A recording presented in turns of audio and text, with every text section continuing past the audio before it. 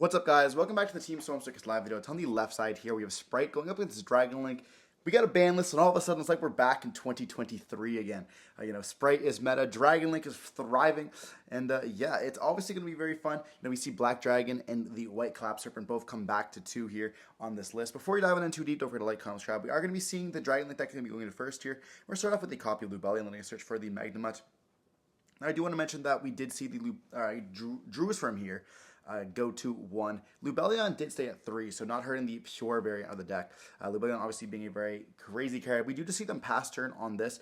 Having a Magnamut in the hand, potentially other hand traps as well, not only makes it seem that we're not going to end up losing the game here. Now we're going to be seeing Spright going to start off with a copy of Swap Frog dumping a Mirror Mage. Then we're going to go Chainlink 1, Mirror Mage, Chainlink 2, Swap Frog to prevent that Mirror Mage from being ashed, just dumping the extra copy of the Swap Frog to the graveyard here. We then see the effect of the Ice Barrier card bringing back out that Mirror Mage. Then we just slap down a Totally Awesome immediately here. Now again, summon out a copy of the blue, because we do control an XYZ, activating the effect, allowing us to search our deck for a level 2, and we do Ash this here.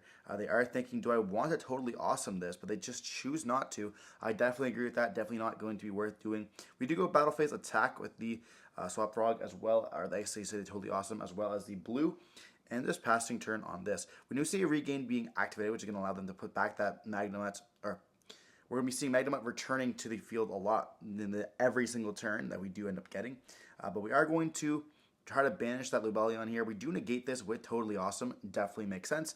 Preventing them to get a search, a draw, a body, as well as in rotation. Now we do have it set to our field, and we're gonna go for Swap Frog effect to add, or we're gonna add back the Swap Frog here. We do flip up the Magnamut and proceed to normal summon out the Swap Frog once again. We could go for a Gigantic in this line. I feel like that definitely is going to be the case, but we choose to go for a Sprint instead. This is going to make us kind of be open to a Nib here, which I mean, personally, I would think that Nib is going to be in the hand myself, but we do see the Angler being sent, then double summon out of the Beavers here, and then we can go up into a Gigantic if we do wish. But, like, we already had dealt a whole bunch of damage. I feel like if we gone for the Gigantic, it definitely would have been a little bit of a smarter play, because then we would have had like game as well as they would had to have Ash, but they're going to scoop it up anyways. Just realized the game is going to be over. So we see Spright and I'm taking it, and like right now the format, unless you're playing it's like Ryziel or Malice and they open up pretty well, the format's actually pretty wide open. It was pretty wide open prior to this list, but now hitting those top 2 decks, bringing them down a little bit of a notch, just makes every other deck just kind of be able to thrive. Obviously, until the next set comes post Allen, we're going to be seeing the Malice deck going to get a huge support with all those new Adagnister cards, being able to search for the Malice monsters, essentially just removing any access to the stuff. And then, of course, we see Star Ryziel, not making Ryziel the star of the show anymore, I should say definitely about that. But, we are playing like the Mathmech cards in Ryziel now. They have the Mizuguri cards as well. And if we see more Mizuguri cards come out, obviously this deck's going to be a little more powerful as well. But still being able to play like your Spright decks, your Dragon Link decks, and all stuff like that. We are going to be seeing Dragon Link going to start off here with a Chaos Space, diving onto game 2, dumping an Absterrouter. So we are still playing these Rocket cards. And this player at Locals definitely does love his Rocket cards. He has been playing them for a very long time, off and on. We are going to be seeing on Resolution, Absterrouter to 1, Droll, Chainlink 2, essentially preventing that Absterrouter from resolving. And yeah, it's very, very rough. We do activate a Talents now, being the one of, and they do hit back the Super Poly. They have Super Poly, and then they have a thought was the Angler and a Droll. I believe they put back the blue. I could be mistaken. We're going to also note the Beaver, activating the effect, allowing us now to summon from the deck once again here. We do have a Veiler in the hand that we could have potentially dropped on this, but if we had anything else to kind of continue, it would have been kind of rough. We do see a camera be kind of bumped, changing the angle there. I do want to apologize. I'll try to change it in post-editing here. We go up into the Gigantic. Gigantic does get hit with a copy of Veiler. Then we summon up the Jet. That's going to activate the effect now, letting us search for a starter. And we're going to be dropping Droll and Lock around them now once again. So both players now have Droll in the hand here. And yeah, it's going to be kind of rough. We can deal some damage, but it's going to be hard to kind of combat this. We go for a Silhouette Rabbit. Personally, I would have dealt some damage first, but we do see them forget the side in the trap there, pulling the Todd special here. We do go for a starter. Starter's going to be summoning out a copy of red. Interestingly, we chose not to go for blue to get us red, but I suppose after we do forget a trap, it's going to be a little bit hard for us to kind of continue playing. You know, you get a little bit fumbled, and you're like, oh shit, I forgot about that. But it does happen. It happens to everybody here. This is a locals, remind you. So we're going to be seeing the white dragon going to be summoned by banishing the Absa router, and then we're going to go up into a striker dragon. We're going to go chain link 1, chain link 2. But yeah, this is very, very common for a lot of people to do, especially at a locals level. I've done it before many times myself. We're going to be negating the striker with the red, destroying the Silhouette Rabbit. We're still going to search for the Collapse Serpent now. And now we only have 2 cards in the hand, one of them being the Collapse Serpent. But the fortunate part about this is we are going to get numerous searches and draws off these. Because we can banish the white, and then we're going to be seeing Chaos Dragon put it back into the bottom of the deck, letting us draw a card. And then we can add back the white that we put on the bottom of the deck as well here. So we just essentially got a free Pot of Greed and this type of scenario in this case. We're putting the 2 cards in your hand that you drew for turn were that. And then we get Typhon here. We're going to go Typhon effect, battling the red, and just passing turn on this now. So we have another set, and it looks like Sprite's going to be on the behind now, not being able to deal with this Typhon at all. We're going to battle phase attack for another 29, chipping it down and just passing turn itself. And yeah, we gave Spright one more chance, but we're going to just pass turn on this once again, opening up some bricks, it looks like. Maybe some hand traps. We're playing lots of hand traps here, so it does not look like we actually can kind of break this board.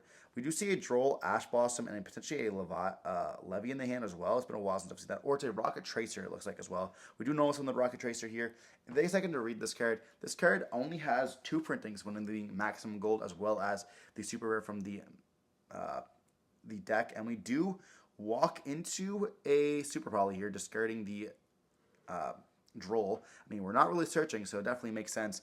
But I would have personally waited for this. We do see Magnum now going to activate the effect of banishing the Jet. Does not really make a difference here. We're going to see the Magnum effect that activates, letting us search during the end phase. We do imperm that there, making sure that we just do not get any more dragons. You know, we are playing a slow game at this point, so once we start getting all these dragons in rotation, you know, with the Lubellion being searched, it's going to be very rough for us. So we just pass turn on this. We do see normal summon red summoning out to the Jet. Jet's going to allow us to search for another starter or a copy of Smashers, depending on which one they are playing. We're going to search for a starter here, and then we're going to drop Droll and Lockbird here once again. We've seen Droll lock so many times this game, which does mention, like, Droll and Lockbird's going to be a very popular card this format, especially at the start of the format here, where, you know, most decks are going to be just, like, trying to experiment, trying to play around, see what they really like. That's why I haven't really played in Dark World.